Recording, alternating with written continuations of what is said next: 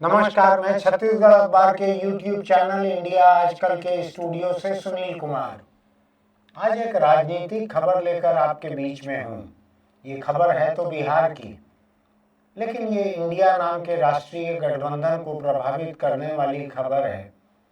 बिहार परसों से खबरों में है, जब केंद्र सरकार ने बिहार के एक भूतपूर्व मुख्यमंत्री कर्पूरी ठाकुर को भारत रत्न देने का ऐलान किया है। तब से कई तरह के हिसाब किताब चल रहे हैं। कई लोगों का कहना है कि बिहार के ओबीसी समुदाय के लोगों को, अति ओबीसी समुदाय के लोगों को प्रभावित करने के लिए केंद्र सरकार ने यह फैसला लिया है। मैं उसमें जाना नहीं चाहता हूँ। हमने कर्पूरी ठाकुर के बारे में कल लिखा, इस जगह पर कैमरे के सामने कहा, उसकी हमको अच्छी प्रतिक्रिया मिल रही है लोगों से। दक्षिण भारत के कुछ लोगों की प्रतिक्रिया मिली है कि हमने कर्पूरी ठाकुर के बारे में कभी सुना नहीं था। कुछ लोगों ने ये भी लिखकर कहा है कि हम कर्पूरी ठाकुर को ठाकुर मानते थे, हम उनको नाई जाति का है ये नहीं जानते थे। ऐसी कई बातें आई सामने, लेकिन मैं उनसे परे की एक बात करने के लिए आज यहाँ खड़ा हुआ हूँ। प्रधानमंत्री नरेंद्र मोदी ने जब ये तय किया, उनकी सरकार ने तय किया, लेकिन कुल मिलाकर नरेंद्र मोदी मुखिया हैं सरकार के, जब उन्होंने तय किया कि कर्पूरी ठाकुर को भारत रत्न दिया जाए और राष्ट्रपति ने उस पर दस्तखत किए, ये तय हो गया देना, तो उसके बाद बिहार के आज के मुख्यमंत्री, जो कि चुनाव किसी के साथ जीतते हैं, सरकार उसके विरोधी के साथ चलाते हैं, अगले चुनाव के पहले फिर किसी के साथ चले जाते हैं, ऐसे पेंडुलम की तरह डोलने वाले बिहार के मुख्यमंत्री नीतीश कुमार, उनके तेवर कुछ गड़बड़ दिख रहे हैं इस घोषणा के वक्त से। बिहार के एक बड़े नेता, बड़े सामाजिक नेता, जन कल्याणकारी नेता, उनको अगर भारत रत्न दिया जा रहा है, जिसकी की मांग बरसों से चली आ रही थी, तो नीतीश का इस पर खुश होना तो जायज है, स्वाभाविक है। खुश होकर प्रधानमंत्री को धन्यवाद देना ट्विटर पर सार्वजनिक रूप से, यहां तक भी ठीक है, लेकिन उन्होंने इस मौके का इस्तेमाल एक दूसरे चीज के लिए और किया। उन्होंने एक वीडियो में, हम आपको दिखाते हैं अभी वो, इस वीडियो में वे कर्पूरी ठाकुर की तारीफ करते हुए ये याद दिला रहे हैं कि कर्पूरी ठाकुर ने कभी अपने परिवार को आगे नहीं बढ़ाया, कोई दौलत इकट्ठा नहीं की, गरीब ही रहे। और कर्पूरी ठाकुर के बेटे, जो कि राज्यसभा में जेडीयू ने, नीतीश की पार्टी ने जिनको राज्यसभा में भेजा, वो भी कर्पूरी ठाकुर के गुजरने के बाद का है। ये कर्पूरी ठाकुर ने अपने रहते रहते अपने बेटे को आगे नहीं बढ़ाया। अब ये बात कहते हुए नीतीश क्या कह रहे हैं, इसको थोड़ा सुन लीजिए, वीडियो पे अभी सुनाते हैं आपको, उसके बाद मैं आगे की बात करता हूँ। आज जननायक कर्पूरी ठाकुर जी अपने किसी परिवार को कुछ करते थे।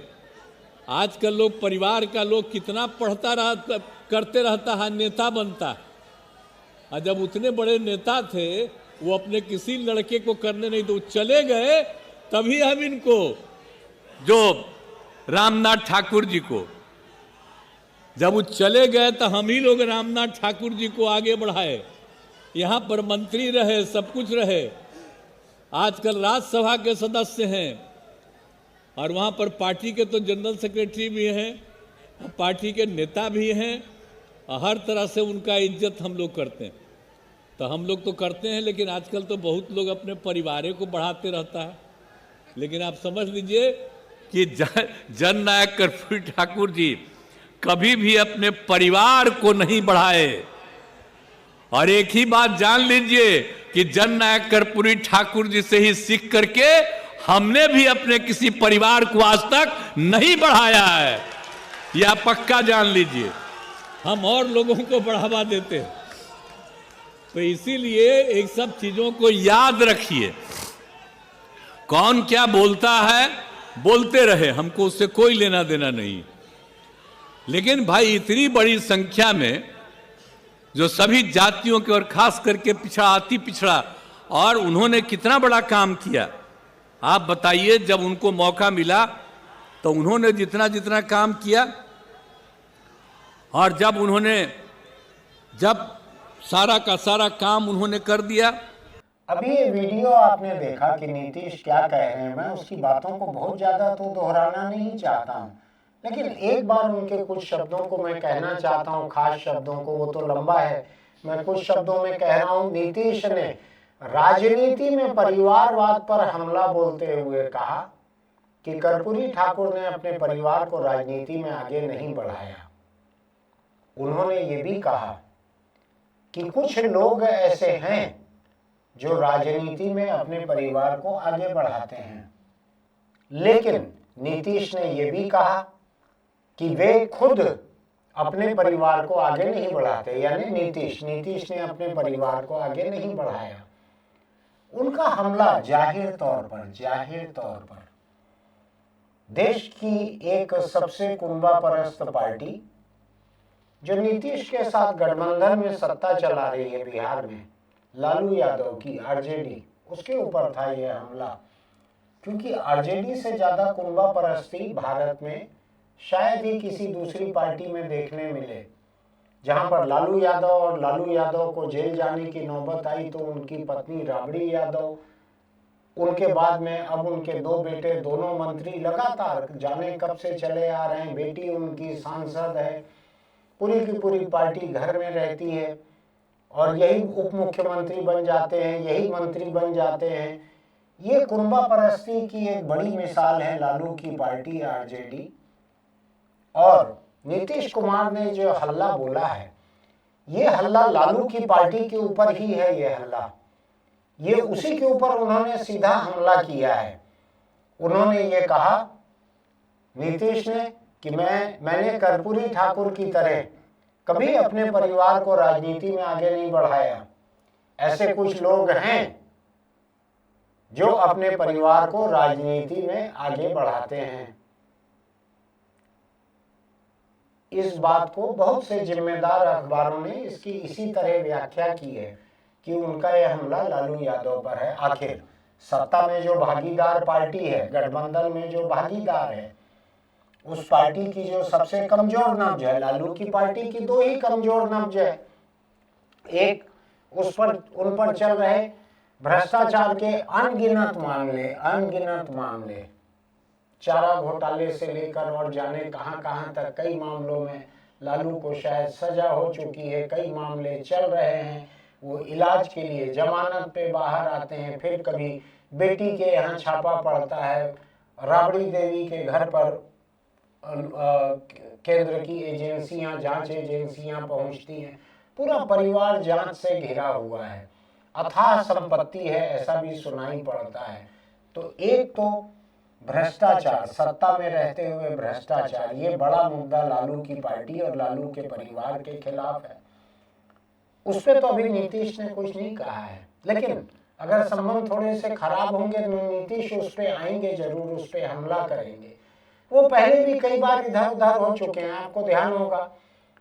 मंच पे, सार्वजनिक मंच पे वो प्रधानमंत्री का, नरेंद्र मोदी का हाथ थामने से कतरा रहे थे। वो एक बार, मुझको ठीक से याद नहीं है कि उस वक्त मोदी प्रधानमंत्री बन गए थे या नहीं, लेकिन उनका हाथ थामने से कतरा रहे थे। बाद में उन्होंने उसके खिलाफ कुछ बयान भी दिया। वो मोदी के साथ रहना दिखना नहीं चाहते थे, लेकिन बाद में उन्हीं के साथ वो सरकार में रहे। फिर अगला चुनाव आया तो फिर वो कांग्रेस और लालू पार्टी के साथ मिलकर लड़ लिए। फिर सरकार बीजेपी के साथ मिलकर बना दी। कुछ इस किस्म का जो मर्क्यूरियल टेम्परामेंट कहते हैं या मर्क्यूरियल इंटीग्रिटी, जो पारे की तरह अस्थिर रहती है, उनकी नैतिकता, उनके इरादे, ऐसे हैं नीतीश कुमार। तो उन्होंने अभी जो हल्ला बोला, तो ऐसा तो है नहीं कि लालू का परिवार उसको समझेगा नहीं। लालू की बेटी रोहिणी आचार्य, उन्होंने इस पर ट्विटर पर 3 ट्वीट किए। 3 ट्वीट में उन्होंने नीतीश पर हमला बोला। लेकिन मैं काफ़ी देर से ढूंढने की कोशिश कर रहा हूँ। अब ट्विटर मुझको बतला रहा है कि ये ट्वीट डिलीट कर दिए गए हैं, ये अब वहाँ पर है नहीं। लालू की बेटी रोहिणी आचार्य, इन्होंने अपने पोस्ट में लिखा, समाजवादी पुरोधा होने का करता वही दावा है, हवाओं की तरह बदलती जिनकी विचारधारा है।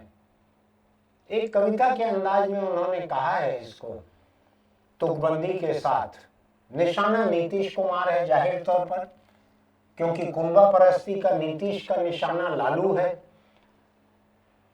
अगली पोस्ट में रोहिणी ने ट्विटर पर लिखा, खींच जताए क्या होगा जब हुआ न कोई अपना, योग्य विधि का विधान कौन टाले जब खुद की नीयत में ही हो खोट। ये भी नीतीश के बारे में है। अभी मखमल में लपेट लपेट कर एक दूसरे को जूता मारने का ये सिलसिला चल रहा है। चलता है, राजनीति में कई बार ऐसा चलता है कि असल में जूते मारने के पहले एक दूसरे को मखमल में लपेट के जूते मारे जाते हैं, जो दिखने में नर्म दिखते हैं, कवर उसका नर्म दिखता है, रंगीन दिखता है, चमकता दिखता है। और लिखा है रोहिणी ने, अक्सर कुछ लोग नहीं देख पाते हैं अपनी कमियां, लेकिन किसी दूसरे पे कीचड़ उछालने को करते रहते हैं बदतमीजियां।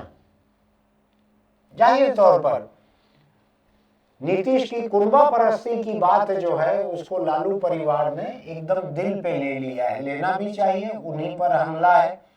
अब ये हो क्या रहा है, मैं इसको समझने की कोशिश कर रहा हूं कि बिहार में अगर समाजवादी विचारधारा के गरीब, ईमानदार और जन कल्याणकारी नेता कर्पूरी ठाकुर को भारत रत्न की घोषणा हुई है,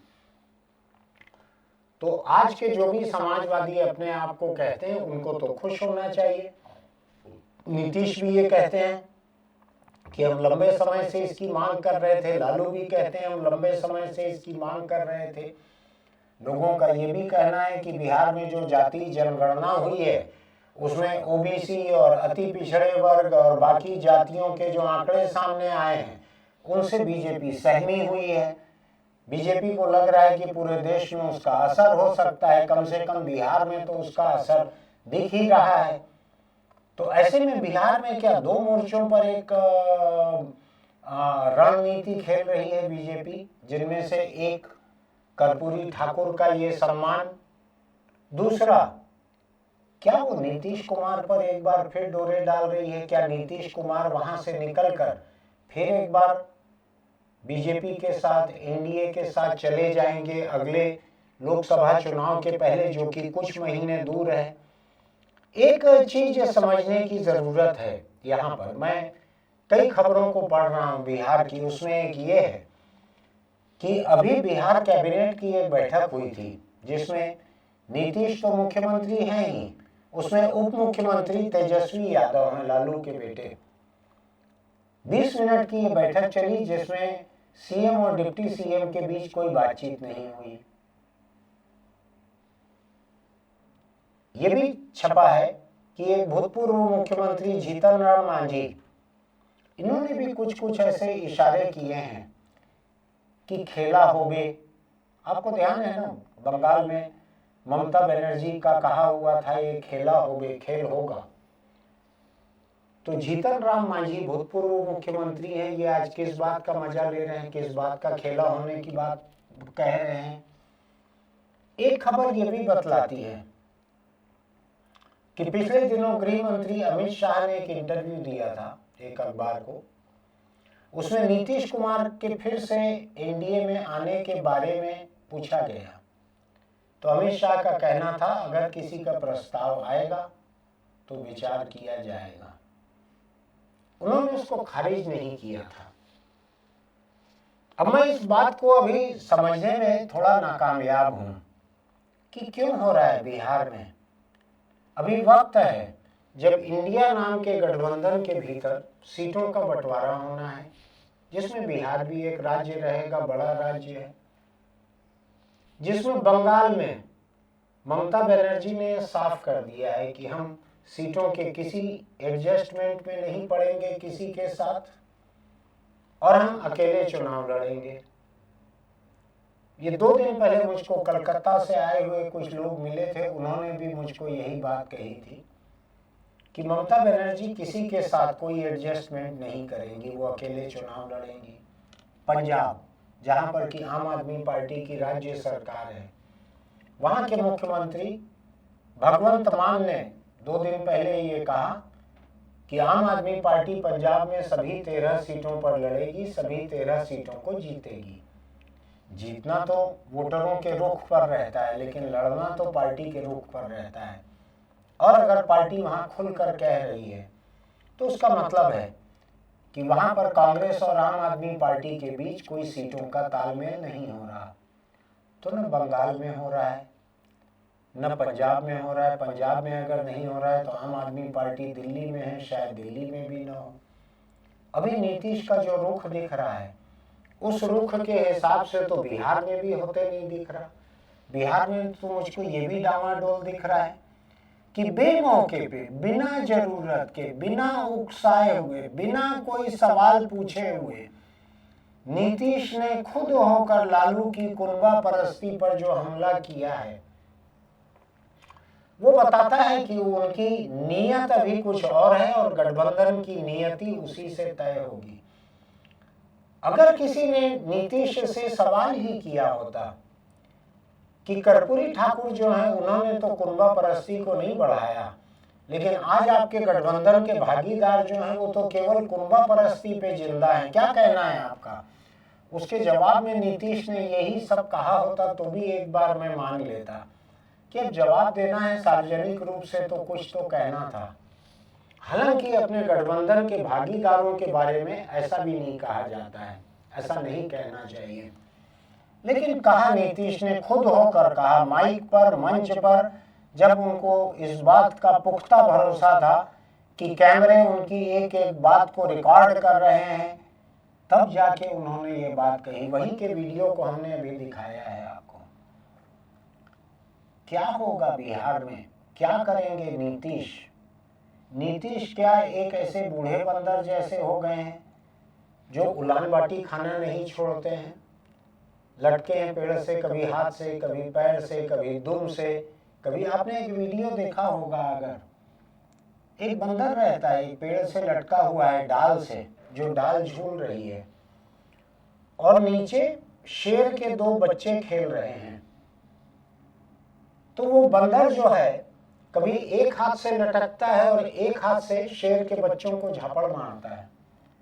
शेर के बच्चे उस पर झपटने को होते हैं तो वो फिर बंदर ऊपर चढ़ जाता है, फिर नीचे आता है, फिर एक थप्पड़ मार के फिर चले जाता है। बड़ा दिलचस्प वीडियो है, अगर आपने नहीं देखा होगा तो मंकी एंड टाइगर कब इतना सर्च करेंगे तो भी शायद वीडियो ये निकल आएगा। बड़ा लोकप्रिय वीडियो है, ये खूब देखा गया है।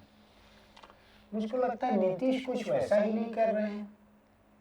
बेमौके पे, बिना बात के आपको तोड़ना है गठबंधन, तो आप तो पुराने आदी हैं तोड़ने के।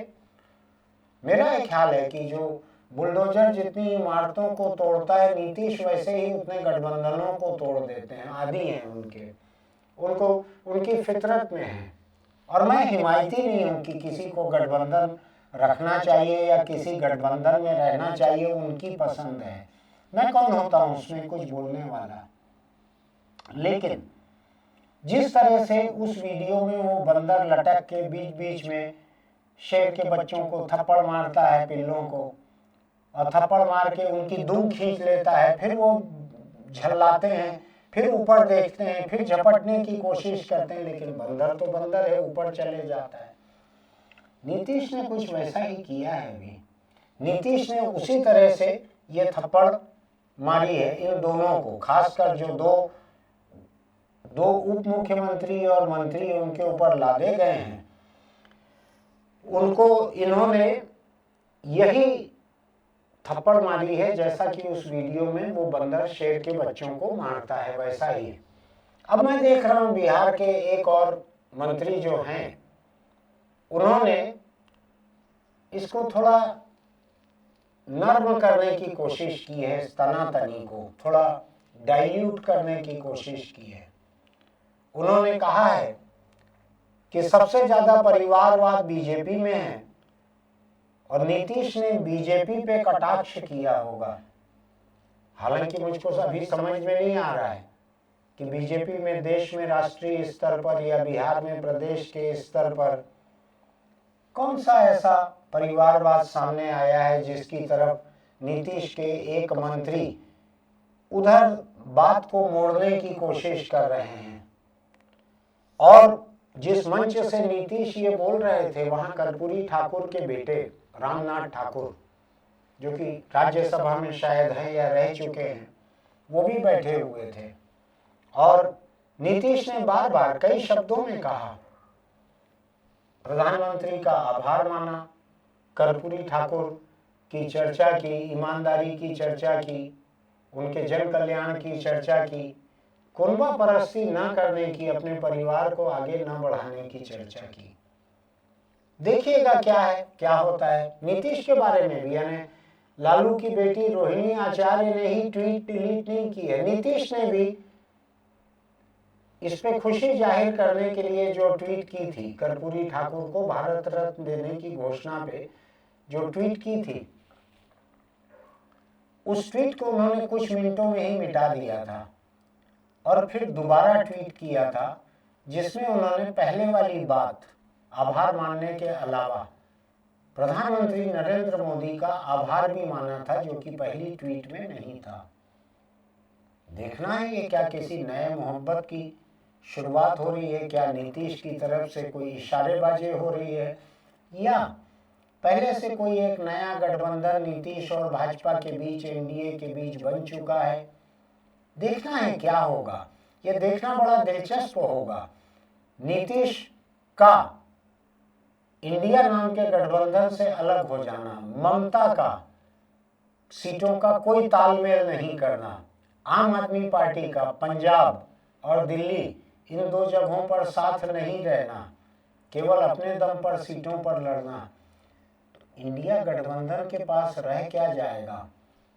INDIA 5 लेटर्स हैं इंडिया में, इन 5 में से कितने रह जाएंगे उसके पास, देखने की बात है। तो बिहार को मैं सिर्फ बिहार की तरह नहीं देख रहा हूँ, बिहार के नीतीश कुमार को मैं इंडिया नाम के गठबंधन के मेकर या ब्रेकर की तरह भी देख रहा हूँ। शायद उनके लिए उस गठबंधन में कोई सम्मानजनक जगह नहीं रह गई है, शायद उनको ये लग रहा है इंडिया गठबंधन बिहार में ज़्यादा सीटें नहीं ला पाएगा, शायद उनको लग रहा है कि जितने सांसद हैं जेडीयू के बिहार में वो घट जाएंगे। ये भी एक खबर थी कुछ अर्सा पहले कि नीतीश की पार्टी के कई चुने हुए नेता उनको छोड़कर बीजेपी में जाने वाले हैं, ये भी चर्चा थी कुछ हफ्ते से। हो सकता है ऐसा कोई खतरा उनको दिख रहा हो, जो कि महाराष्ट्र में पहले शिवसेना में हुआ, फिर एनसीपी में हुआ, जो मध्य प्रदेश में कांग्रेस के साथ हुआ। तो हो सकता है ऐसा कोई खतरा बिहार में नीतीश की पार्टी पर, जेडीयू पर मंडरा रहा हो और इस वजह से उनको भाजपा के साथ जाना ठीक लग रहा हो। पार्टी के कई नेताओं का रुख उनको पता लगा हो कि या तो आप एनडीए में चले जाइए, बीजेपी के साथ आ जाइए, और नहीं तो हम बीजेपी में चले जाएंगे। हो सकता है ऐसे रुख के जवाब में उन्होंने ये कहा। लालू ने अपनी बेटी से कहकर शायद ये ट्वीट डिलीट करवाए हैं, लेकिन देखना है आने वाले 2-4 दिनों में क्या होता है। मुझको ये नौबत बड़ी आसान नहीं लग रही है, अनायास नहीं लग रही है, ये सायास खड़ा किया गया बखेड़ा दिख रहा है मुझको। कोशिश करके नीतीश इस बखेड़े को खड़ा कर रहे हैं। उनकी नीयत क्या है, बिहार की राजनीति की नियति क्या है, इंडिया नाम के गठबंधन की नियति क्या है, ये जल्द ही दिखेगा आने वाले दिनों में, ये बात दबेगी नहीं। फिर मिलते हैं। अगर आपको हमारे वीडियो अच्छे लगते हैं तो आप हमारे चैनल को सब्सक्राइब कीजिएगा, नोटिफिकेशन की बटन दबाइएगा, लाइक कीजिएगा, टिप्पणी लिखिएगा, दोस्तों को भेज सकें तो इसके लिंक भेजिएगा। और हाँ, चलते चलते एक छोटी सी बात मैं और कह रहा हूँ, अगर आप सिगरेट, बीड़ी, तंबाकू, गुटखा इसका शौक रखते हैं, इसको छोड़ दीजिए। कैंसर इससे ज़्यादा पीछे नहीं रहता। आपके पास ये शौक आता है, लत बनता है और कैंसर पीछे पीछे पहुंचता है। और ये लत सिर्फ कैंसर के मरीज को नहीं मारती, ये पूरे परिवार को मार डालती है, जीते जी मार डालती है, कंगाल कर देती है। इससे बचिए, इसको छोड़ दीजिए। फिर मिलते हैं।